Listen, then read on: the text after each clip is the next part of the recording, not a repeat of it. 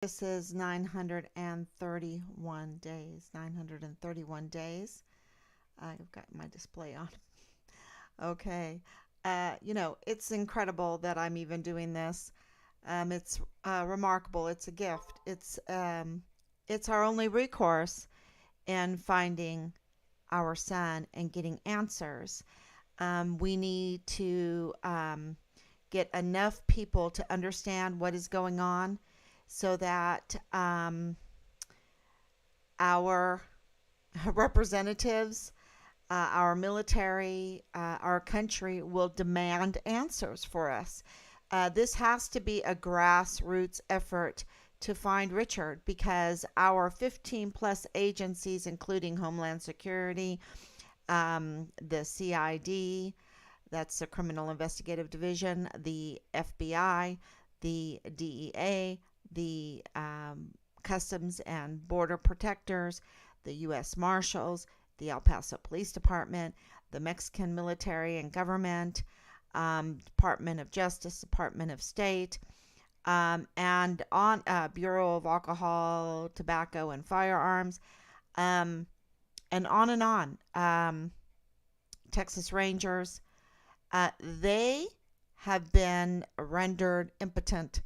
They have been so corrupted that they have other things that, well, they can't do anything. They can't do anything or won't do anything in this case because we have been labeled domestic terrorists, especially me. I've been labeled a domestic terrorist. Okay. And what do I mean by that? Well, we have it. Let's see. Let me turn this off. Um, I'm a mom. Mothers worried about their children. Mothers worried about the curriculum of their children. I'm a homeschool mom.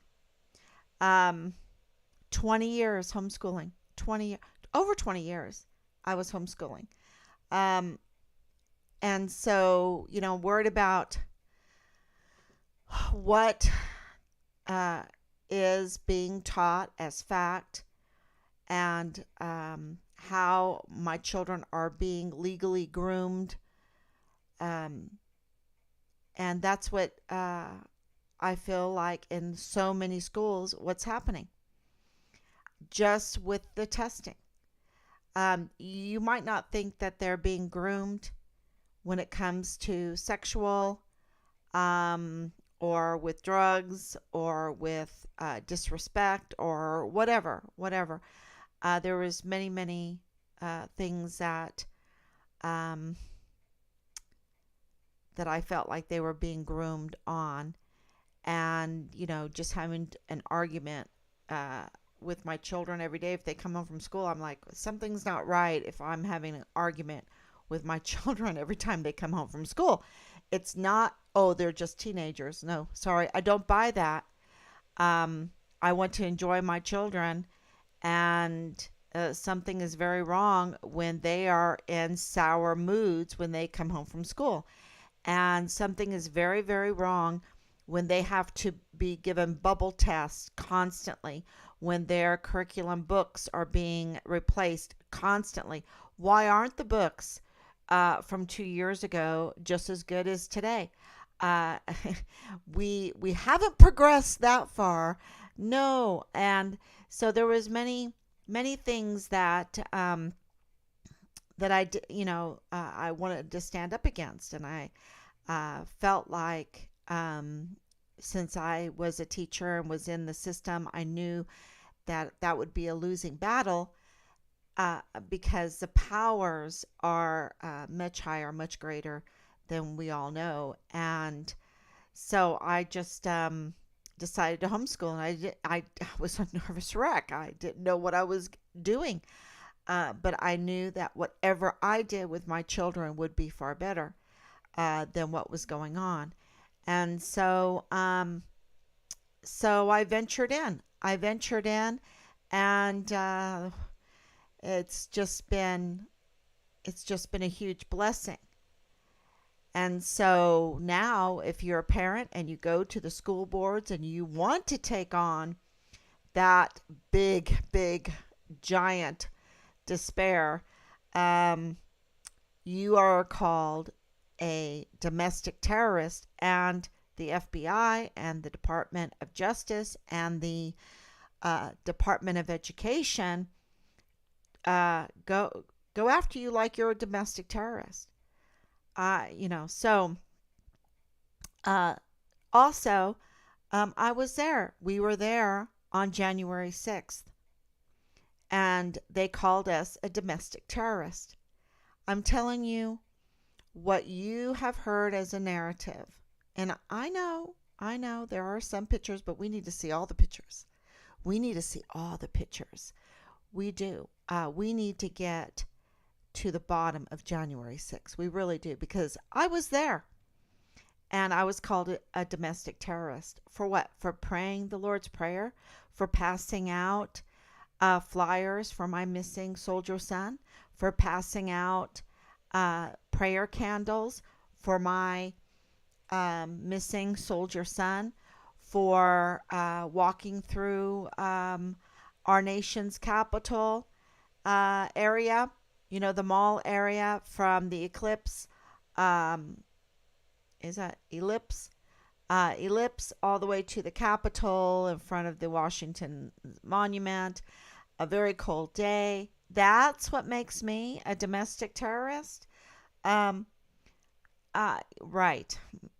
It's no. And then also, uh, we had a different opinion in our family when it came to the COVID nonsense, insanity. A very different opinion. And we looked at the numbers. And if you were older, and you have multiple comorbidities, they called them, if you had, what if you're on lots of medication and things like this? Um, then you might be at risk of getting sick. You might have a higher risk of getting sick. But if you were a healthy person under the age of 75, and a healthy person, if you were under the age of 40, if you're healthy, uh, you had no risk of dying. Okay? No risk of dying. And the fear, people. Okay, so we lived in Ireland, and we lived in the Midlands, and we lived where the cows and the sheep roam. And sometimes people buy dogs and they don't take care of them, and those dogs get out. And if dogs get out and they see a field of sheep, they will run around chasing them, thinking it's really fun, right? And if they nip the heels or the leg of a sheep, and they have one little drop of sheep blood in their mouth, the dog goes crazy. Okay? The dog goes crazy. Will never be the same. The dog has to be put down because the dog will want to eat the sheep. Okay? And they are successful many times. They kill a sheep on purpose to take some hunks of meat out of it. But many are left dead. Why? Because the sheep die of a heart attack. They die of fear. They die of fear. And one day I walked up to our property. It was called Drum Row. I walked up to it, and there was this lamb. We had about a 300-meter walk, maybe not quite that long. And I was walking down, and I saw at the end of it this little lamb that was, not right, and it was hobbling. And I went, oh my gosh! And the closer I got, the more I saw that it was bloody. It was alive, but it was bloody. And when I got up there, of course, I had to call my cousin and say, "Oh, you got to come quick. Your sheep have been attacked by the dogs." That happened several times while we were there. It was very, very hard for even the farmer to have the sheep because of the dogs that were loose. People weren't taking care of their dogs. Um, and, you know, go and kill 5, 6, 7, 8 sheep. That's a livelihood of a farmer. And the laws do not protect the farmer anymore. Do not say, look, if we find that dog, if that dog gets caught on a camera, if we know, then you have to pay restitution for those sheep, right? But that doesn't happen. I mean, that would happen in a biblical law world, right? A just world, that would happen. But in our world, that's unjust and ungodly. That's not happening. And so a lot of times the farmers can't have the sheep. And then most of this meat gets sent to France. The sheep gets sent to France where they butcher the sheep, the lambs. And, you know, then the prices are really high. And lamb meat is super tasty, wonderful, and it could be a lot cheaper. It could be a lot cheaper. But the point that I'm making, it was an economic point, but the main point that I want to make is that these sheep, they have nothing except for fear. And the fear then reacts in their body and gives them a sickness, and they die of it. And so we are like sheep when we are put into such fear. It can really damage our nerves, damage our hearts, damage our entire bodies, and we can get really sick. A weak immune system get really sick from it.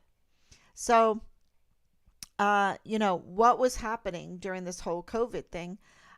Definitely, they were putting fear in everybody with their coverage and not allowing good round table discussions on what you could do, and really showing the risk factors. Once you looked at the risk numbers, then you weren't afraid, you know.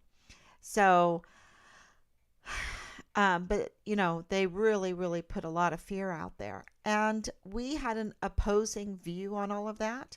So then that made us domestic terrorists. Okay. So domestic terrorists, if you are a concerned mother, domestic terrorist, if you went to January 6th, domestic terrorist, if you want a fair roundtable discussion on SARS-CoV-19, 18, SARS-CoV, whatever, the Cobra Strike, and these stupid things, magnifiers, amplifiers that they call tests. And then, you know, a homeschool mom. So that really, you know, don't fit their description of of who they want to help. And so we were absolutely, um, they were prejudiced against us, the FBI and the generals, and we did not lockstep to what they, you know, so it's not just there's a missing soldier. Um, it is, you're not, oh, wait, I forgot one. Um, a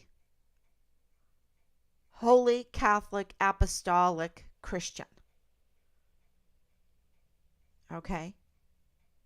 A believer in the Trinity, a believer in the Nicene Creed, a believer in the Apostles' Creed, a believer in the Athanasius Creed, a believer in every word that proceedeth from the mouth of God is a law word, right? So really, that really made us a domestic terrorist.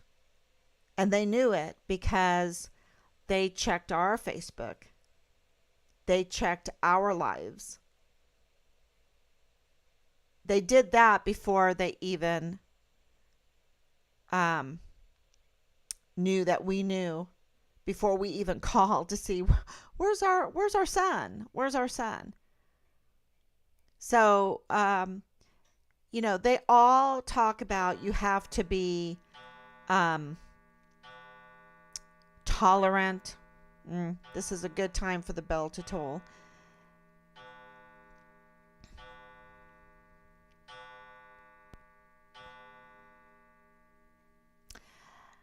They all talk about how they have to be tolerant and so caring and this and that, and we have to be accepting and that, but they are not accepting to parents that care about the curriculum that's being taught to their children.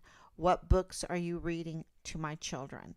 What are you grooming my child to think is right and wrong? Okay?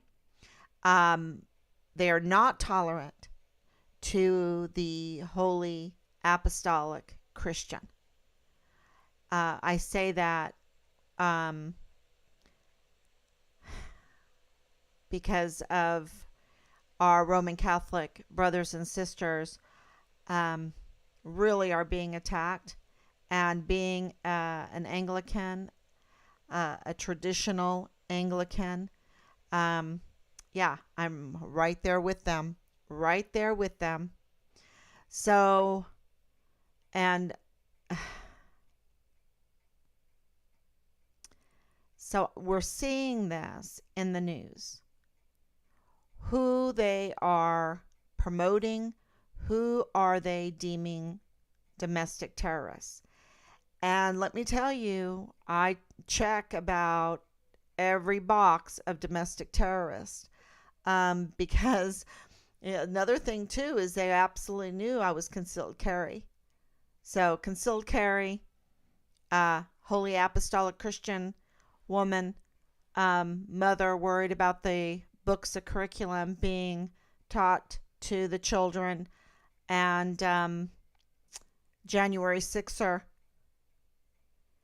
So, there was a lot of X's on me, and our family, but because I was the social media face of Find Richard Halliday, yeah,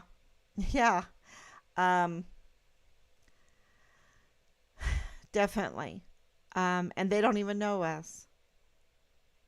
They don't even know us, and yet they put X's. They put an X. I am Richard Halliday. They put an X on Richard Halliday. Yeah. That was made very clear with the shadow banning. That was made very clear with our representative, William Timmons, who said his man, he didn't even have the guts. Matter of fact, his man called him a coward and said they would no longer answer our phone calls. Yeah. A missing soldier in his constituents. And, yeah, his man calls him a coward, and because we are not, my parents lived in Russia, in Moscow, for 9 years. We have good friends that live in Moscow, Russia. That's another X on us because, we knew that this was a money laundering. They don't care about Ukraine. They do not care about Ukraine. They don't care about Russia. It's taking any part of Ukraine. It's what else is there? And it's all going to come out. It's kind of like this whole COVID thing. They don't care about our health, y'all. They don't care about our soldiers and our service members. They do not care about our children in schools. They don't care about our health. They don't care about the education. They don't care about our defense. They don't care about Ukraine. Something's going on. It's a big money laundering thing going on there, and they don't want to be caught, or they don't want to lose their cash cow. Something that is not noble is going on, okay? Very, very easy. Very easy to see, because everything that you see right now that's being discussed is all corruption and dereliction and negligence and depravity. I mean, for goodness sake, we have a colonel showing his erection in his uniform more than one time in on our installation, in our uniform, in our buildings, and he's doing it on our dime, and it is a national security threat. This is what is it going to take when you have porn being broadcasted across every installation on these special Wi-Fi networks, and on ships they have their own servers and they broadcast it. You can have as much as you want, and that means you can have as much of child sex trafficking as you want. That is the green flag that these 44 four-star generals and admirals are giving. They are the highest and worst type of criminals. And my goodness, they are so bad. They are so bad. So let's listen to, this is not me, okay? This is not the domestic terrorist, okay? Looking for my son and trying to get answers. This is all coming out, the weaponization of our institutions on our dime against us. And all of that weaponization, okay, you hear the word weaponization. What does that tell you? That tells you that no king, no government can survive without a defense, without big, bad weapons, without a marching host of volunteer sons and daughters in tanks, in airplanes, airborne, at Patriot missile place, in submarines, you name it. We have a military. It's $1 trillion military. And right now we have 44 four-star generals that are the worst, highest type criminals, way worse than any drug dealer. Okay? Because guess what? That's on their list. They've allowed the drug dealing. They've allowed the weapon sales. And if they haven't allowed it, they've participated in it. And if they haven't participated in it, silence is consent. And none of that drug dealing. And I'm not talking about this little cartel drug dealing. I'm talking about big drug dealing and even legalized drug dealing. None of that. None of the drug dealing. None of the grooming to suicide. None of the just the warmongering, the warring, the grooming to these sex cults, these dog sex cults where they rear puppies. They're rearing puppies, or they're being reared. Right? That's, all this stuff. None of this stuff could happen without the consent and the lockstepping. And last night, and I'll show it.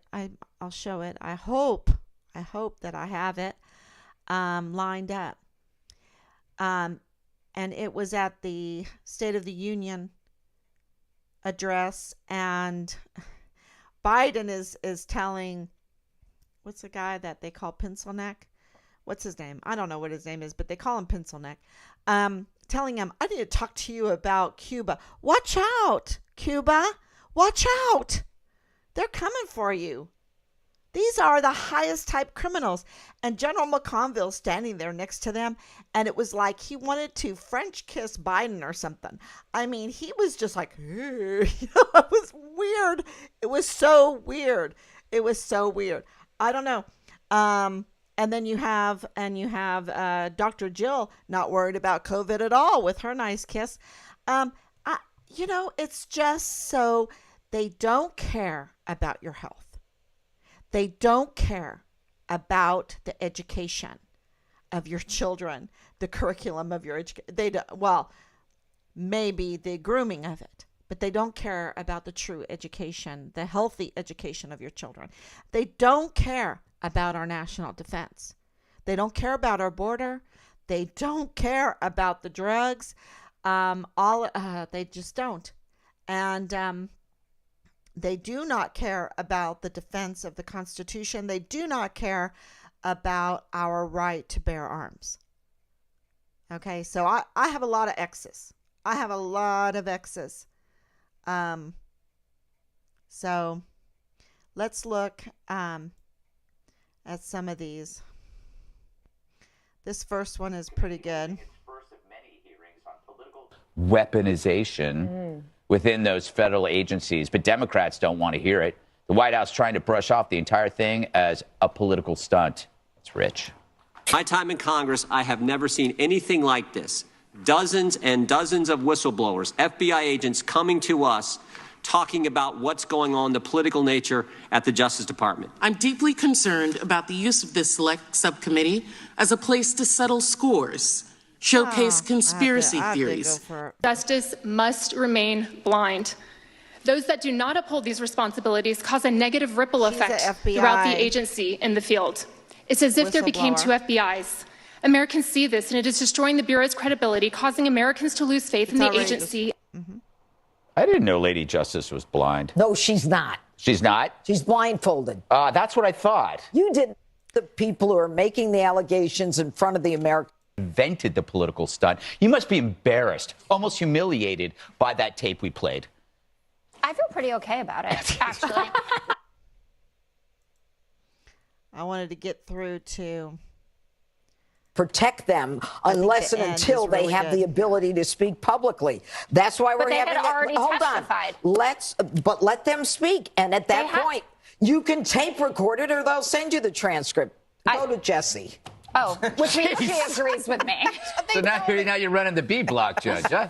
All right. So Grassley comes out today and he says he's got an FBI whistleblower that's telling him that the FBI knows all about Hunter Biden's crimes, and he has evidence that Joe Biden knows about all of Hunter's business and also has evidence that Joe was involved in Hunter Biden's criminal business. And no one's even talking about it. You want to know why? Because everybody already knows that. Everybody already knows all of this stuff. Yeah. So what is the end game here? And this is my grievance. You're going to have a hearing. We get screwed, then we have a hearing. Nothing happens. We get screwed again. We have a hearing. Nothing happens. Same thing with Benghazi.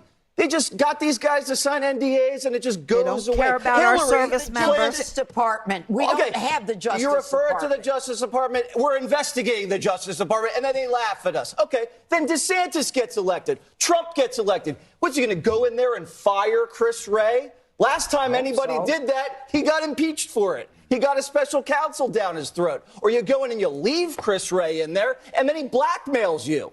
So we have an FBI dictatorship here. You either fire him and die, or if you can't, or you can't touch him and you still die. And then the media comes out, doesn't even cover any of the substance of the hearing. Thank you. So this thing's totally contained over here, and no one discusses it. I'm sick of these hearings. Make me feel better, guys. Tell me this is going somewhere. Can I throw some in prison? Can someone go to jail? Can someone get fined? If we had an objective Senator Department Cruz, of Justice, we don't have it. Tier 2. You know what to do. Why do we have to meet with you? We don't. Just very quickly, you guys got the Durham investigation, which was supposed to blow the lid off of all of this, and it ended up with nothing because there is nothing. Oh, there is nothing. No, Stop. not because the jury was in D.C. You guys admitted you planted the dossier. Yeah, what? You admitted you framed him as a traitor. And then you want to investigate our investigation. We're investigating the investigators. We're investigating the investigators. We don't live in the same world. It's just crazy. Yeah. Okay, so that's exactly right. That's exactly what we have experienced in this case. We have brought them the leads. We have uncovered the FBI informant going into the Dollar General. That's what I call him, because he said he was with the FBI. And he's also the father-in-law of Lieutenant Colonel Bugado in the G3 of the 32nd ADCOM. And what does the CID tell us for months? He's just some guy. Don't worry. It's nothing. Just don't worry. He's just some guy that was following you. And I'm like, do you know what our demographics are? It's all women. And we're not that big because we're being shadow banned, No, we're not that big. And it's a bunch of women, which I love you. I love you all. Thank you. Because you're the ones that care. But it's not some middle-aged man. So who's this middle-aged man that's claiming to be with the FBI?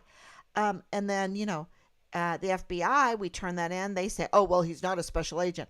Okay, well, then he's an FBI informant.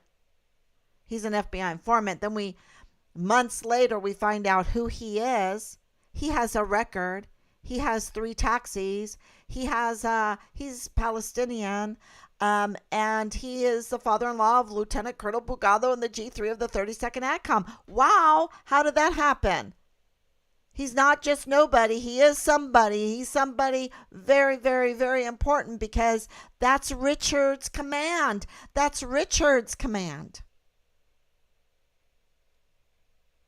Those are the op-ord makers. Those are the, I call them the wedding planners because they know everything. And they're under Major General Clem Coward, who smoked Richard for what? Why did he smoke Richard? He wanted to hurt Richard. He wanted to hurt him bad. He wanted him out of the Army. Why? And then we found out. Because Richard went over and above and beyond and outside of the chain of command to complain to the Child Protective Services. Because the military is participating in, creating, selling, distributing, broadcasting pornography. And child porn is involved in this case. And Richard had evidence of that. Of the pornography. But child porn is involved in this case. So Major General Clem Coward has some explaining to do. And that would be understandable why General McConville was trying to cover this all up with this fake and smooth talking. Oh, I'm so worried about your missing son. We're going to find him. We're going to create a task force, Find Richard Halliday. But we're not going to come in uniform. We're not going to create an op-ord. We're not going to have any do-outs or any reports or anything like that. We're not going to even assign any tasks because we won't even have a task force leader. And that is so criminal. So criminal. Cold-blooded. He doesn't care about our soldiers. What is he doing? He is schmoozing with Biden. So much so that it looks like, he wants to kiss him. He was like, wow, I have to show you that. Let me see.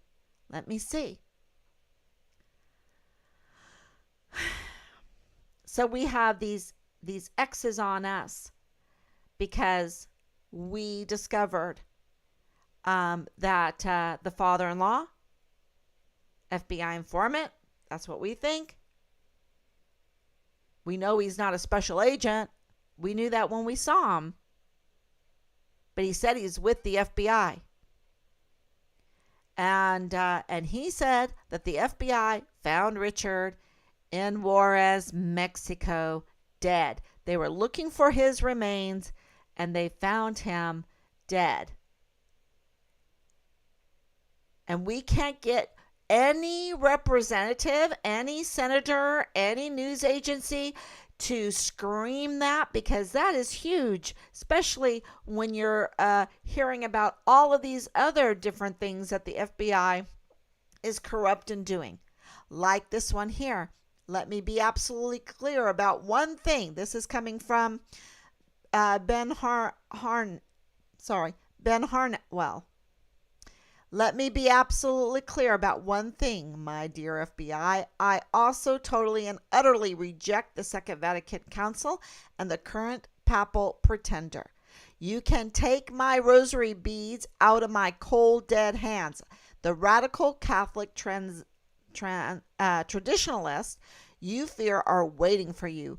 Make your move, punks. Close down the FBI.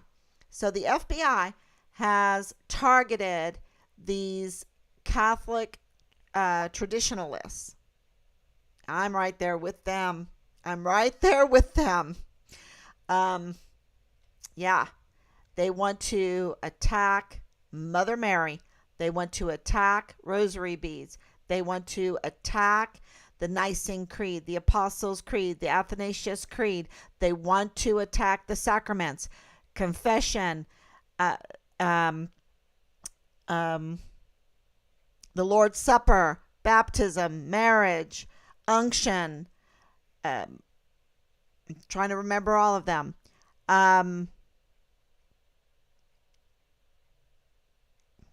What is it? Marriage, confession, unction, Lord's Supper. Did I say baptism, confirmation, and one more? Confession? Did I say confession? There's 7 of them. Confession, baptism, marriage, Lord's Supper, unction, ordination. There you go, ordination. They want to make us so we can't practice that, so we will learn it right. Oh, man. And all of those are the foundations of social order. Okay? You have the sacraments, you have every word that proceedeth from the mouth of God, and you have creation. Those are the foundation of social order. It's very important. Okay. This is this balloon thing. The right to defense is under attack. If you haven't seen that, that's really I wanted to get back awesome. on one of the evening shows was Ben Harnwell. Ben, just in summary, the jets mean a whole different type of warfare, and you left the morning show by Ukraine. talking about, hey, you don't think they're going to be around in 6 months, etc.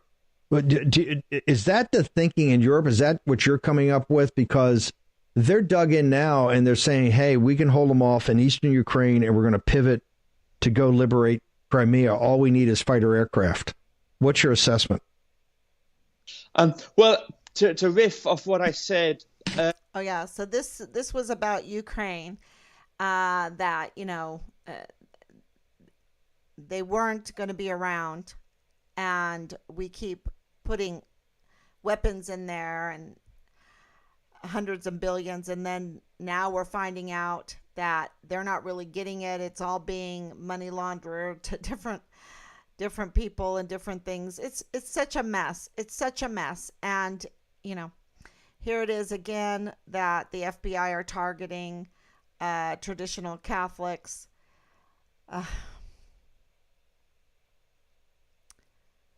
This is a spiritual warfare. If that's what they're doing, if the FBI is weaponized to go after parents that care about the education of their children, if they're going after traditional Catholics, okay, that means, you see, there are a group of people that believe that men are men and women are women, and that men and women make a marriage. And that's it. Not men and men and women. And we have been told over and over again that we have to tolerate and be nice. And we're so nice. We're so nice. But we don't have to give up our beliefs, our faith, and say, no, we don't believe that's a legitimate marriage. Why can't we say that? A marriage is between a man and a woman. That's what the traditional Catholics, why they're being harassed. They don't believe in abortion. They believe in families. Families come from marriage, a man and a woman. And that is why they're being attacked. Why can't they believe that? You see, because you have others that believe you can do whatever you want, marry whatever you want. If you want to marry your dog, you can marry your dog. If you want to marry a balloon in the sky, you can marry a balloon. If you identify as a robot, if you want to marry AI, if you want to marry whatever, you see. And we are so nice and say, but that's not what we believe.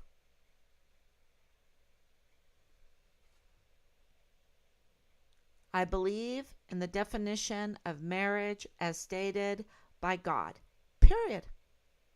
Because it's not me. I have faith in God. So I can't be the definer. I don't have the right to define, because that would be blasphemy. That would be sacrilege. So why can't you let me believe what I want to believe? That's freedom of religion. And I don't believe that every church should be forced into giving up their belief to appease some other religion. And that's why the Catholics that are traditionalists are being attacked. They still believe in confession. They still believe in confirmation. They still believe in unction. They still believe in baptism and marriage and the Lord's Supper, the Eucharist, the ordination, the laying on of hands.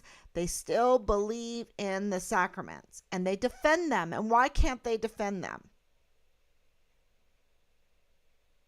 And why will the FBI not help a traditional Catholic or a traditional Anglican because they don't like what they believe in? That's what we've been fighting against for so many years, is that kind of prejudice. And yet, that's exactly what's been happening.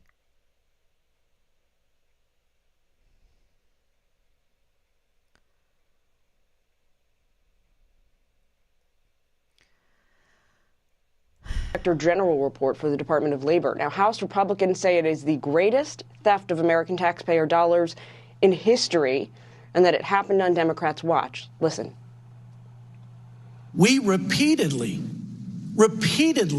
warned them about not including guardrails, the ounce of prevention that would be the cure for pounds, tens, if not hundreds of billions of dollars in improper payments and fraud and waste. And they did not heed.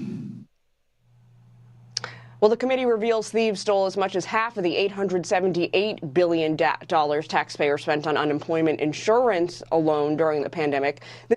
Okay. So they were giving everybody some money because they were closing everything up and people were getting laid off. And 800 billion. Okay, 800 billion is a lot of money, y'all. It's not 100 million or 900 million. It's not, it's not 1 billion. Okay? It's 800 billion. It's a lot of money. And they stole half of it. Where did it go? What was it used for?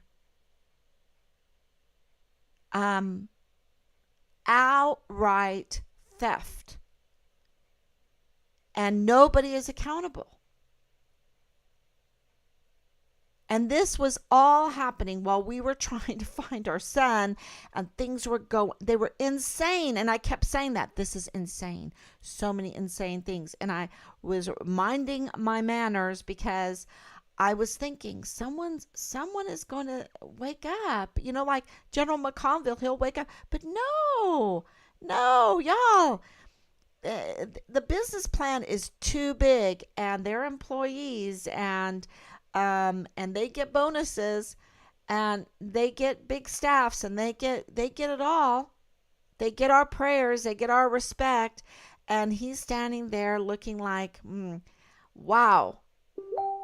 He was turned on. He was turned on. He was very pleased. Let's just say that. Very, very pleased indeed. And I'm just like, what? And you're mad at me? And you're mad at me? You criminal? You absolute foul demon? That is General McConville, the 44 four-star generals and admirals that are the worst kind of criminals, because they put on this on our uniform to make them look noble and true and say we're leaders, loyal, and duty is our cause, with integrity and all of this.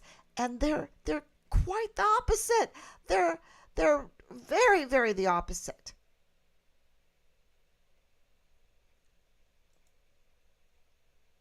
Government wasn't so weaponized against them, if there wasn't such a revolving door between Department of Justice senior officials and lobbying?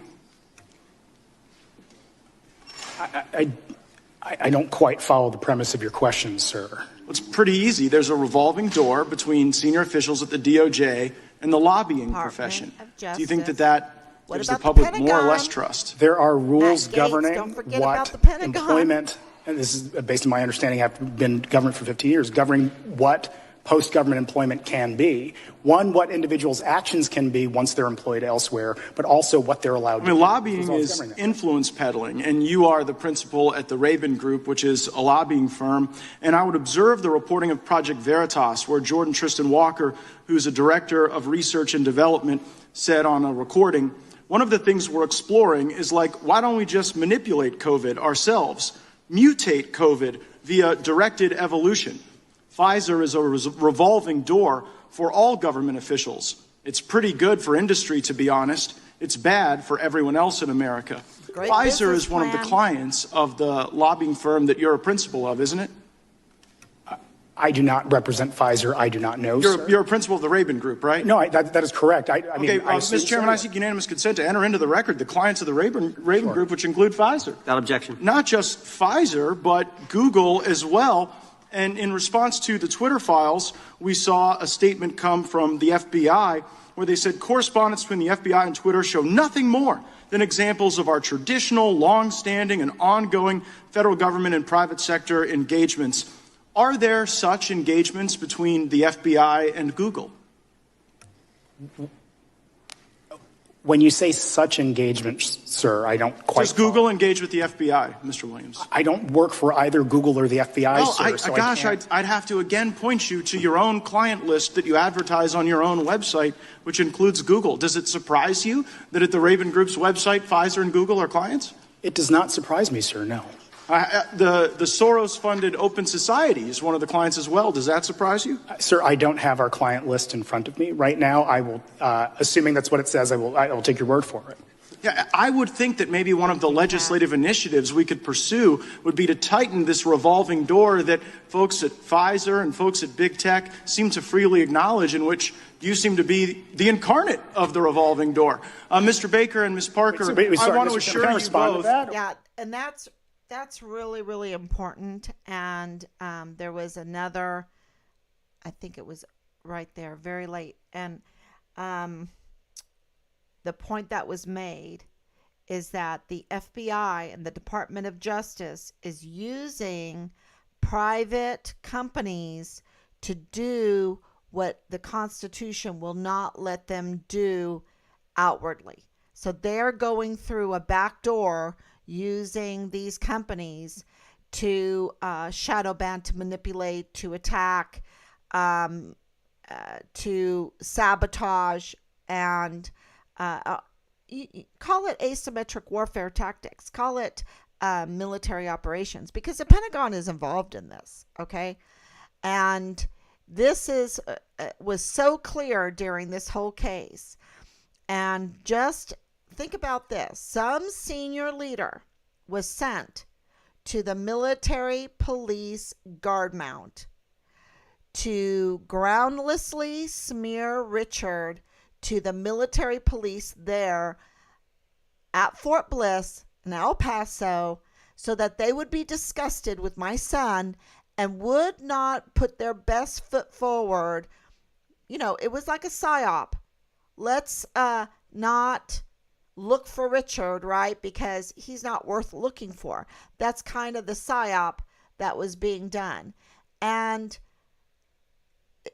you know, can you imagine something like that happening? And Anthony Swafford, a young father, MP there at Fort Bliss, he fell for it.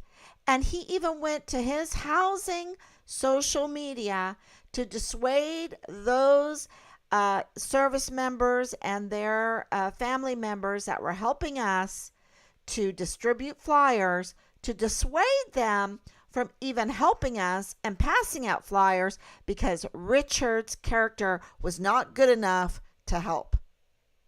That is so criminal. Who ordered that senior leader to do such a thing?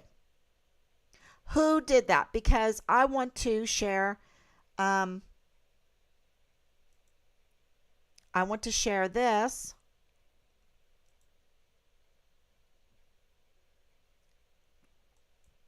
Let me see.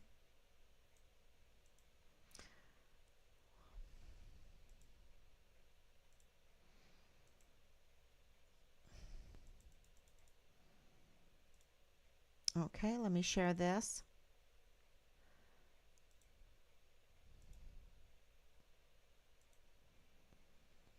This is Richard's letter. Okay. So Richard wrote this letter to his grandparents from basic training. This is 2018. Okay? Basic training, 2018. And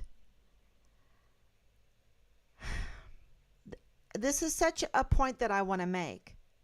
And I'll read it to you. Dear Omi and Opie, how are the both of you doing?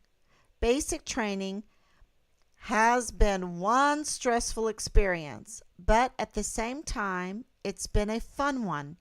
Yesterday, we phased over to our next phase, blue phase. We were supposed to get our phones for a few minutes, but we got smoked instead. We graduate on the 6th of July. He got that wrong, I think the 6th of July. Family Day is the 5th. I can't wait. Basic has been fun too. Yes, it has been RM and all the combat and obstacle courses. I qualified as a sharpshooter, just 2 hits away from expert. Tomorrow we have our 3rd and final PT test. I'm aiming for a 300, and I think I have a good chance at moving it out. Enough about me. When are you leaving to Mexico? Yeah, my niece was getting married for the wedding, and I hope you have a fun, safe trip. My free time is over, so I'll end this letter. Richard. Love, Richard. And then he, on the back side, drew the Army. Go Army. Okay, do you think that they would show this? That they would show this and read this to get people to look for Richard? Would they say, look, he was the distinguished honor graduate that wrote a letter to his grandparents from basic training? I'm going to share everything about Richard a little, I'm just going to keep going and keep going through these live streams until somebody until we have enough people out there sharing and sharing and sharing, because this is not just about Richard. This is about Vanessa Guillen. This is about Caleb Smither. This is about Enrique Roman Martinez. This is about Austin Hawke, who they made a plea deal with his murderers, okay? This is about Gregory Morales. This is about Elder Fernandez. This is about Asia Graham. This is, and these are the names of just a few. My Oma would say this much. What about Lavina Johnson? There's so many that have been hurt and are continually being hurt, and also groomed, and also drugged out, and also PTSD'd, and also suicide, training to suicide, being raped, being sexually harassed, and y'all. And then what about the COVID harassment? I mean, I thought the mandate had ended, and they're still harassing. The crimes against humanity are incredible, and that's just the beginning of it. Turning all the tools that we've entrusted to our leadership into weapons like the GOMAR, like the permanent GOMAR, which was used as a weapon against Richard by Major General Clem Coward. Where's his explanation for that? It needs to get out there. That's why I put it out there. It needs to get out there. And this is what they're doing, not just to Richard, but to so many of our service members. And we have a volunteer military. That's why I always say our volunteer sons and daughters, because people need to remember this is a volunteer military. Why are they being forced to go against their religion? Why are they being forced to accept things that have nothing to do with the defense of our Constitution, or go against the defense of our Constitution, and then they're getting smoked for it? You do not give up everything when you join the military. You do not give up your religion. You do not give up the defense of the Constitution when you join the military. And this is what's happening. The military right now has been hijacked. And all the whistleblowers are calling out to the American people for help, because they are victims. They are being used badly. Some of them don't even realize it. Don't even realize that they are hostages by these 44 four-star generals and admirals, or I should say these 44 criminal demons that are wearing our beautiful uniforms of 44 four-star generals and admirals, and they are serving foreign and domestic enemies rather than doing their duty and defending the Constitution and caring for their obligation to care for our service members. And there was one other thing that came up today too, and I hope I can find it, because I thought it was just amazing. I think it was in here.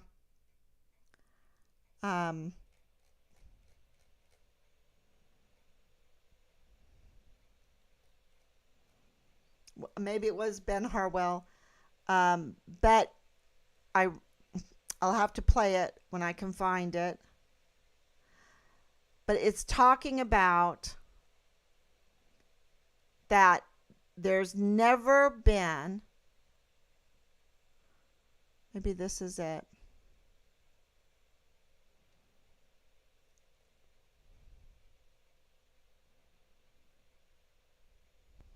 There's never been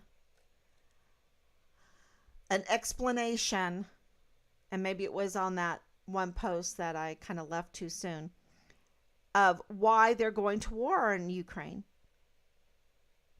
There's never, none of the countries have given their people an explanation in their law body houses, Congress, Senate, of why they're going to war and why they're sending our volunteers to go to a foreign country and to war.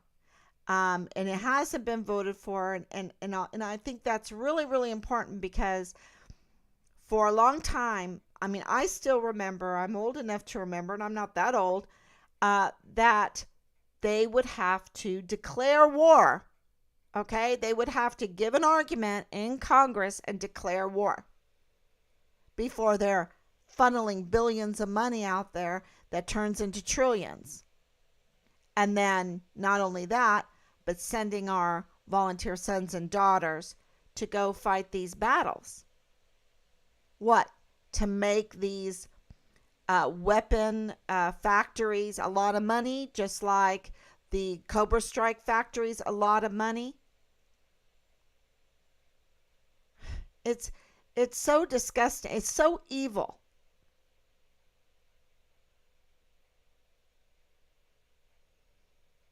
And when you are dealing with such an evil institution and then 14 evil agencies that are involved, because look, this is a border incident. This is all about the Church of Jesus Christ of Latter-day Saints being involved in this. Somehow they're involved. And the Mormons and the horse trade and the Farnsworth racing and porn and human trafficking and child sex trafficking using horse trailers and trucks going back and forth to the border and people having connections that allow them to do that. And I was told, oh, they would never do that. They can't do that. And I'm like, wait a minute. There's something called human relationships. And now it came out that Judge Roger Rodriguez turned in to the FBI that Special Agent Tavita Nusa was leaking files out of the CID. He was a CID special agent out of the Fort Bliss office to Leilani Hart, who is the mother of Dallas Hart. They're involved in not a good way.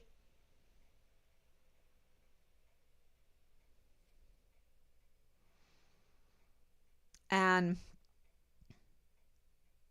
they poo-pooed that. And here it is, a judge putting everything on the line to make this report. And then you had the KTEP, the El Paso Matters, kind of like off of Black Lives Matters. You would think El Paso Matters, that they would be caring. And they give credibility to Leilani Hart, which they absolutely know because Angela Kocherga said that she even met me when I was there. And I don't remember her. But she said she met me.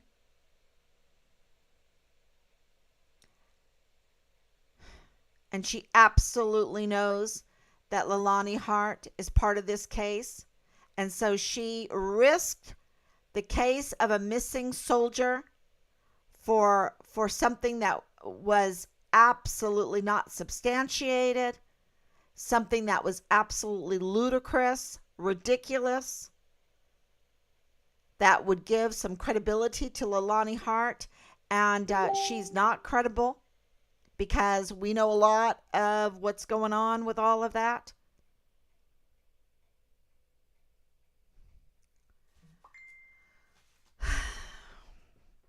It's crazy.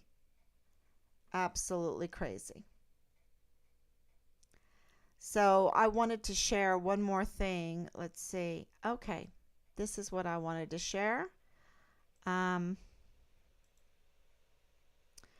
You're going to think this is a bonus. This is a bonus. This is... So let's answer questions, and then I'll do my bonus, because if people want to leave, then they can. I'm not gonna. This has something to do with Richard, but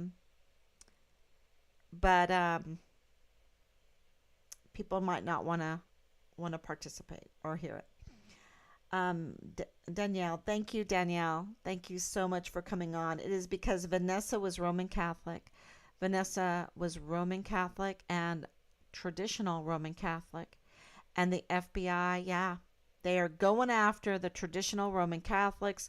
And I would say the traditional Holy Catholic Church, the Apostolic Church. So we believe in apostolic succession. See, a lot of people don't understand that, but the Catholic Church, the Roman Catholic Church, and traditional Anglicanism, some Lutherans, some Presbyterians, but mainly the Anglican and the Roman Catholic Church, the traditional Catholic Church, we believe in the Apostolic Church, the Apostolic succession. That means that every ordination can be traced back to Jesus Christ. The laying on hands trace all the way back to the disciples and Jesus Christ. And so that's why we have ordination. That's why that is a sacrament. That's why it's so important to us, because when you become a priest, you can put that whole lineage on your wall that you, through the laying on of hands, were ordained by Christ himself. And that's important, and we believe in that. That's why that is, when something is that good, because that is so good, okay? That is so, so good. And when something like that is so good, and also something I want to explain that we get attacked a lot for, and that is the sins of the priests. And yes, though the criminal sins need to be indicted and punished, absolutely. But our system has interfered with the church justice system, absolutely. So we're not allowed to indict and punish accordingly. So it's really made a mess of things. It's been an attack on the church.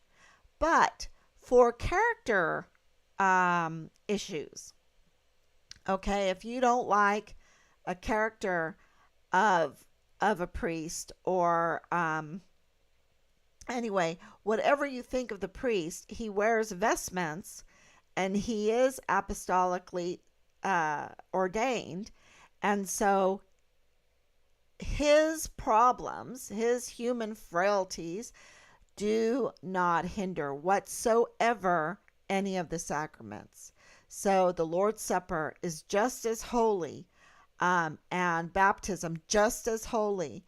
If you are baptized, well, you don't really need to be baptized by a priest. A lot of people don't know that in the historical church. And you don't need to be married by a priest either. That's a whole nother lesson. But the ordination, your ordination is not null and void because you've been ordained by someone who ends up having a bad character. Okay, that's what all that means. It's a protection, and it's been around for a long time, and we value it. It's been attacked, and they keep on attacking. They do not want the traditional no abortion faith. Okay, I believe God will sort all this out, and all of us don't keep God to know. Then they will answer for their evil doings. It's not my problem. We all answer for yourself in front of God. Final answer. Oh yeah. And that's what we have been doing. We have been very tolerant and everything. But when others come in and say, well, your church has to do this, and we say no, then they go, you're not tolerant. Well, this is our church. This is our faith. This is my house. Aren't we supposed to be king of the house? So, and this is the whole culture problem. You have these 44 four-star generals and admirals that are criminals, and they're wearing our uniforms on our dime, using our vehicles, our housing, our buildings, our weapons, our troops. Well, I should say service members. They can't just do what they want to do. All right? They can go to their church. They have their home. But when they're wearing that uniform, those are like the vestments. That's why we have uniforms. Because they have to act in a selfless manner to fulfill their duty. That's what that means. And when they don't, they need to be held accountable. They do. Just like the priests, they need to be held accountable. And we have a system that doesn't want to do that. The system is corrupt. They don't want to hold the generals accountable. And the generals are so important. Look at Justinian and Theodora. They could not have done 1,200 years of beautiful Byzantium that we don't even get to study unless we do it on our own, without Belisarius, their general, their military. It's just, the FBI could not do this. The Department of Justice could not be this corrupt. The executive branch could not be this corrupt. The Congress could not be this corrupt. All those agencies could not be as corrupt if the military was doing their duty. Even let's say 50%. 50% were doing their duty of the 44. That would make 22 four-star generals and admirals doing their duty. Wow, we only had 7 during World War II. So, yeah, that's really something to think about. But no, they're all marching to this corruption, this servicing of foreign and domestic enemies. Ask Fox News to air Find Richard Halliday. I've been on as many programs as, and I've been interviewed, and a lot of times they end up in the dustbin. I have too many exes, and, but I'm going to still keep trying. I know that Angela Corcheriga said that she would want to come back and interview me. I think she should. I really think she should, because that's her job. This is a border problem, and she reports on the border. Heartbeat is a life. Yeah, nobody can live or grow on the land God blew up because of the man loves man. Also, yeah. God has something called the just war. And there is a just war policies that the United States used to fight or used to use to go to war, to determine if they were going to go to war. And we have not even been teaching that. We do not even apply that anymore. And I remember when it was talked about and when it was applied. And one of those things from my grandmother, what I learned from my Oma, is that Hitler, what he did that was so bad was he tore down the chestnut trees all through Pirmasens, Germany. And the poor people, my Oma, depended on those humongous, beautiful, the whole street, and it was miles of chestnut trees. And he tore them all down for the tanks to get through because of the French border. And so many people were without food because those chestnut trees were not there to glean.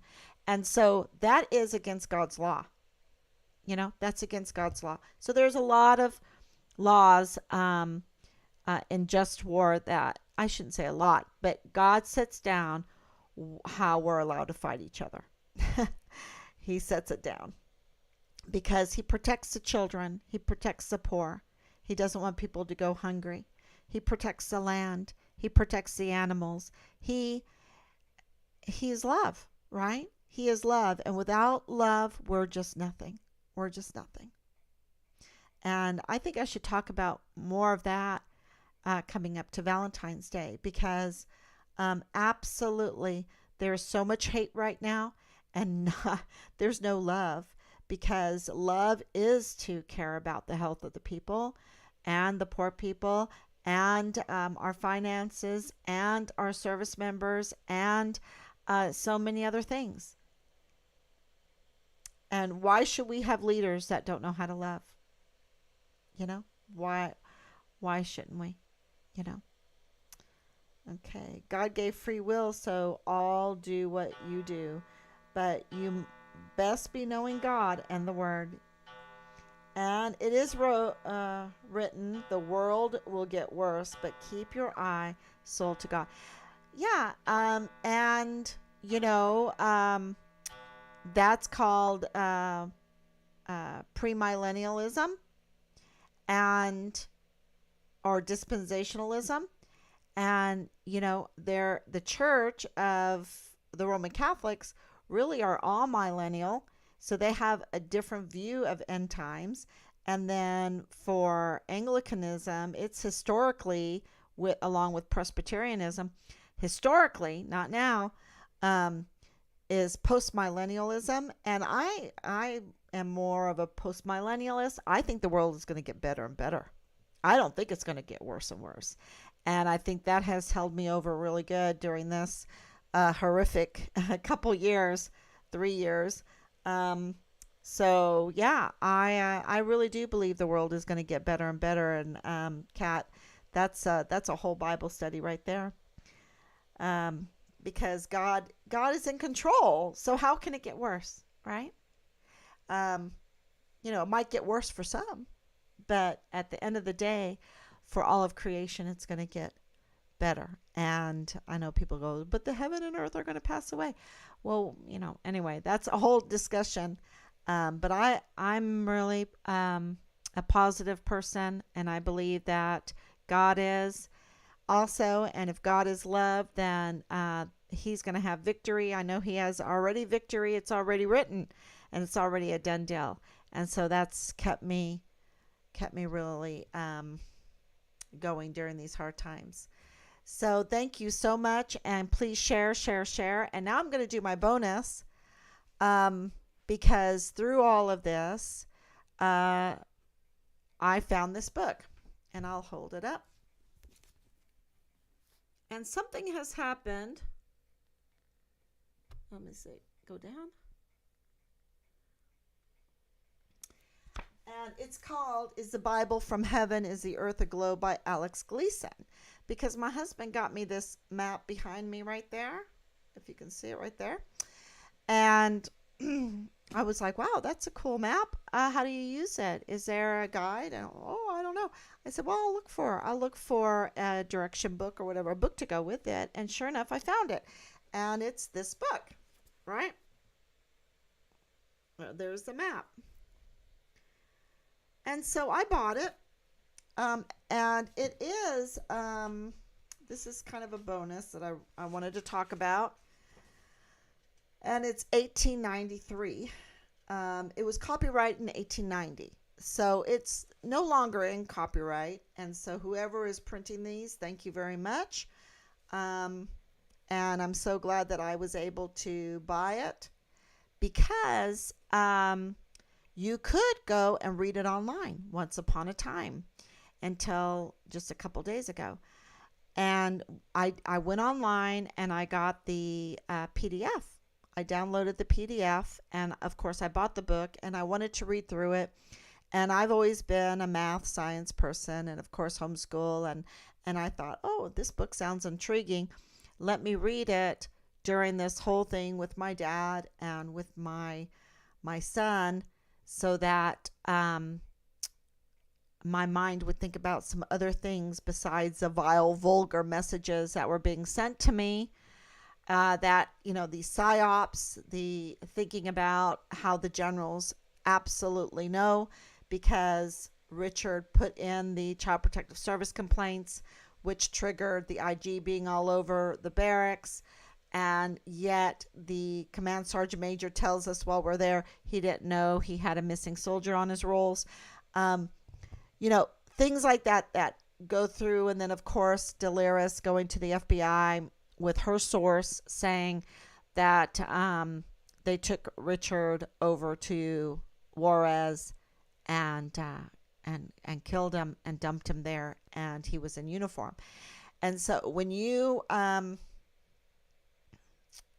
think about your son being dumped somewhere and laying there rotting somewhere, and no one cares, that is in law enforcement or a general or even a command sergeant major, Jakovitz. I mean, if his daughter was rotting away somewhere, and there's all this proof, and he's just lying, absolutely lying, saying he didn't know when he had a missing soldier on the rolls, when Major General Clem Coward, who was his sidekick, was smoking Richard so bad.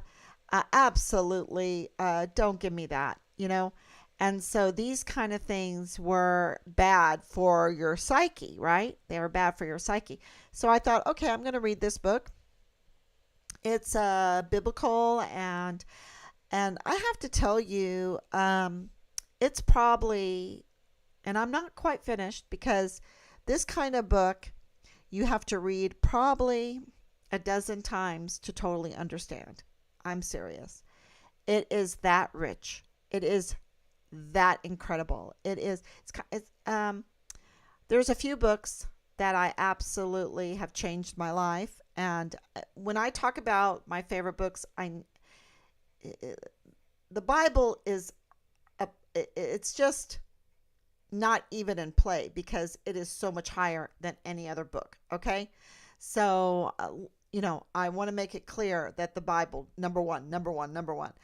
But this book, along with some other books, have been so helpful to put a skip in my walk, to make me have that hope for the future, to make me, I don't know, just be so grateful to live and understand how things work, and even understand what we're dealing with right now is not abnormal, okay? All through history, the Fox's Book of Martyrs, what we have right now is even kind of lightweight compared to what they had to go through, the infiltration, the corruption, the bestiality, the child sacrifices, the absolute Satanism that they had to go through, and the tortures, the martyrdoms, and everything like that. So, yeah, but this book is different. It is different. It is an answer to a man called Dimbleby, who is a Bible chronologist, and you can still get his book, All Past Times, on archive.org. This book is a Bible from Heaven, Is the Earth a Globe, from 1890 by Alex Gleason. They took off. They took it down. They took this book down because this is a dangerous, dangerous book. Okay, if they could get away with it, they would take the Bible down. Okay, but they can't get away with that. But they definitely don't want you reading this book. Okay, and the reason why is this chart right here is, I would say, the most important chart in this book. This is the 15-year solar cycle. Okay, so the sun is on a 15-year solar cycle. And this is the calendar for it. This is the calendar for the way our sun works. And it is amazing. And if I had a pen, I don't know if I can do that here, but 2023 is year J. Let me see if I can. I wrote some notes. Yep.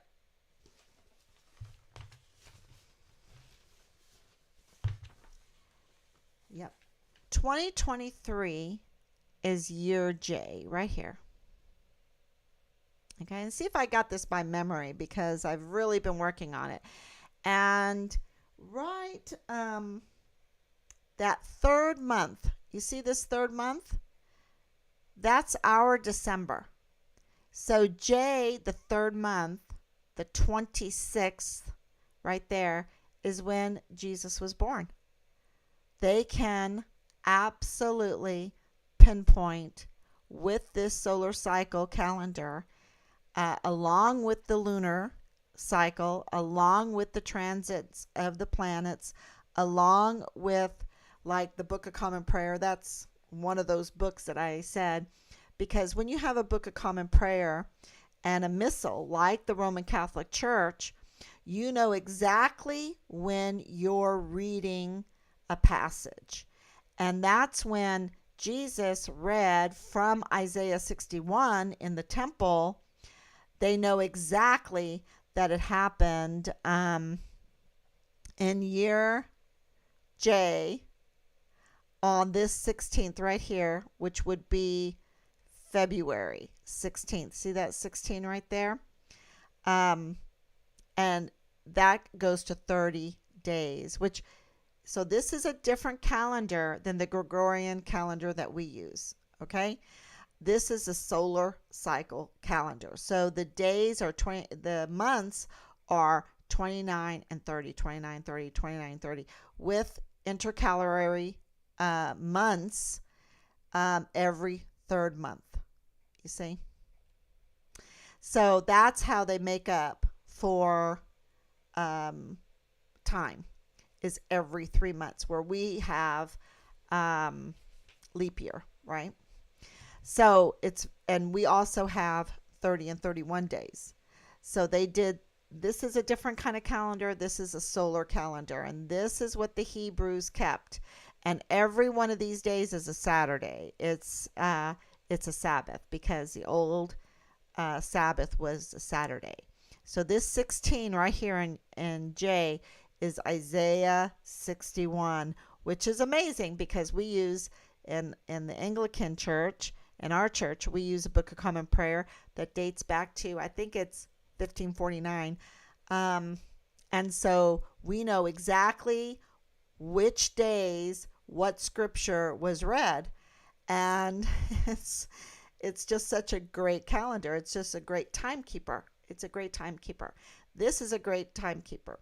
So the third month right here, this 26th, is when Jesus was born, the 25th or 26th of December.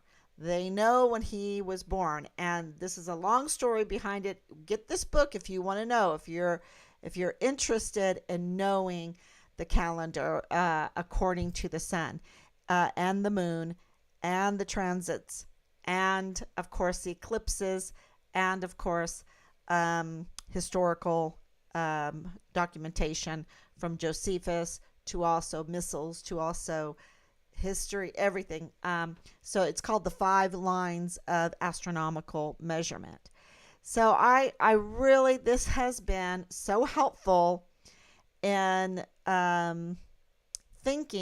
training some critical thinking skills because of these lines of measurement. But I just want to go over this really quick with you, Jay. 2023 is J, okay? It's the 10th month, the 10th year in the 15-year solar cycle.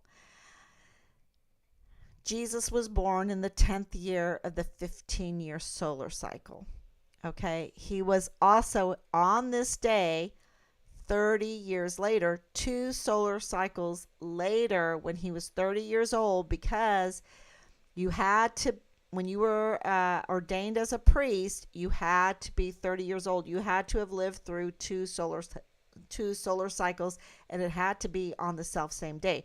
So on the self-same day, the 26th of December, Jesus was baptized by John the Baptist, which is amazing. It's so amazing. And go to Dimbleby's book. He gives you all the other lines of measurement to show you how that is true. And you can get that on PDF. So Jesus was then baptized at the age of 30 on the 26th of December. He immediately went into the wilderness for 40 days. Why 40 days? Because if you have a male, if you birth a male, when Mary birthed Jesus, who's a male, you purify for 40 days. Okay? So this is why he went into the wilderness for 40 days. These are not my words. This is out of this book. I'm telling you what this book is saying, what Dimbleby's book is saying. I went back and I checked the Bible. It is 40 days. And so he came out of the wilderness on the 7th of February. That was 40 days. And that's this month right here, if you can see where I'm moving the cursor. And 2 days later was the Sabbath. Okay, that's the 9th. Okay. And the Bible says, then he went to a wedding in Cana. Okay. On the third day. On the third day, he went to a wedding at Cana. That puts it at the 12th. So if this 9th is a Saturday, Sunday, Monday, Tuesday. Tuesday is the third day of the week, and that would put it at the 12th. The 12th of February, he went to the wedding at Cana and changed water to wine. That was his first miracle. Then on the 16th, he went to read Isaiah 61. And Isaiah 61 is the beginning of his ministry. And so that is, I don't know, that just was such a great read today. I had to share it. And when I went to archive.org to do some searching, because even though I have the book and I have the PDF, they have some neat features there when you open up a book that you can do some quick searching. And they took it down. They absolutely took this book down. And anyway, so if you want the PDF of it, I can definitely, I think I'll put it up on McGuffey's Online Tutor, and then everyone can access the PDF. But they had other formats, and it's just a shame that they don't want you reading this book, and I absolutely know why. So this is just one little small part, and I hope that's a wonderful bonus for you today. And I just thank you so much. God bless you all. And we're going to find Richard. We're going to, even we can't.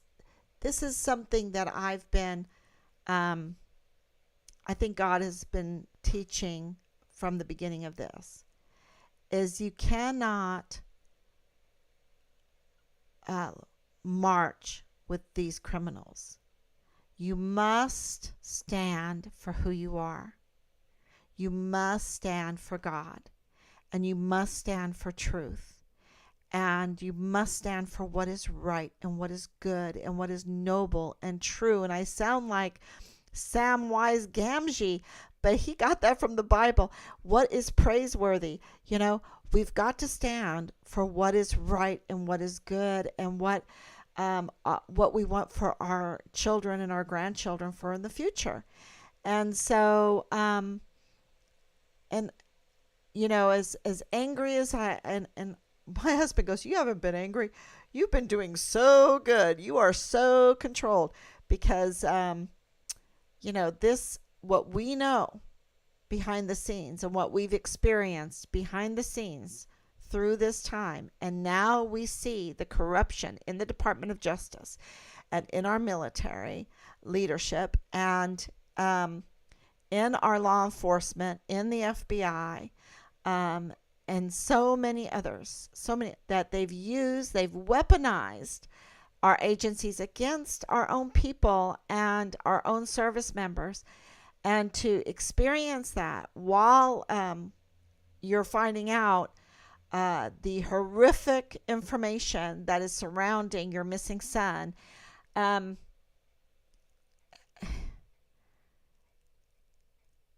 yeah, it's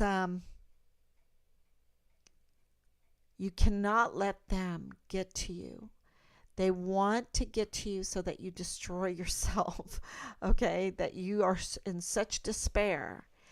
And I'm just really adamant that you have to read good things and focus on good things and listen to good music and enjoy family and all that is good and true and gifts of God, because that's the victory over them.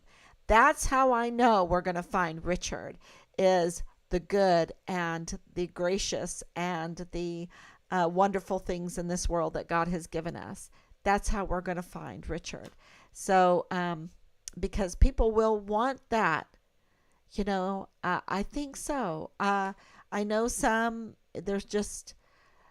they like being attached to the matrix, right? They like being attached to the matrix. And not everyone can leave the matrix. Not everyone can do that. So you have to be gracious in that too. I hope you all understand. If you've watched The Matrix, you know what I mean. But I think that for others, this will, you know, what's good and true. You know, they've lived in the ugliness, in the death and the destruction and the pollution. You know, they say they care about the Green New Deal, and they just pollute, and they don't clean. They don't put any programs up that beautifies our country, and our infrastructure is crumbling, and it's so bad. And so, you know, they don't care about the land. They don't care about the law. They don't care about our defense and our service members. They don't care about our health. They don't care about our education. It's very, very clear. So God is telling us we have to care. We have to care. So I hope that you share this. You can just share parts of it and just get the news out. And there's lots of flyers, even the letter from Richard. Share that. And let's save our service members. Let's save our country. Let's be our country's defense, because we've been left defenseless. Thank you, everyone. God bless you. And I'll see you tomorrow, God willing. All right. Let me put this in.